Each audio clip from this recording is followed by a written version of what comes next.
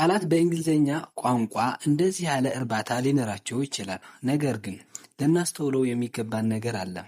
Let us see for example capital, capitalize, capitalization in American and British English, capitalist, capitalism, capitalistic, capitalistically.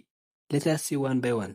በመጀመሪያ ካፒታል የሚል ቃል በሶስት መንገድ እናየዋለን። 1 ካፒታል ዋና ከተማ ወይም ታላቅ ከተማ። 2 ካፒታል in the large size of a letter ወይም ታላቅ ፊደል ካፒታል letter። 3 ካፒታል ገንዘብ ወይም ሀብት ማለት ነው። Those are the same words with different meanings. Okay, let us see in detail.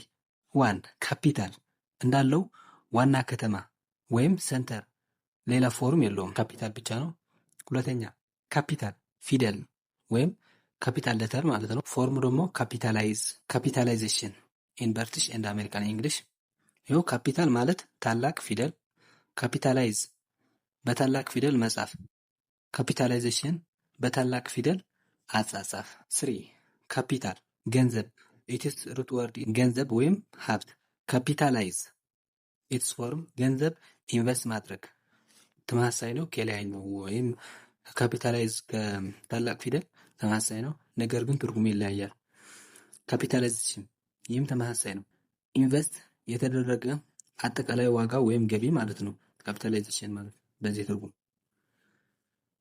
ሌላ ስንቀጥል ካፒታሊዝም ይላል። ነፃነት ኢኮኖሚ ማለት ነው ወይም ቁጠባ።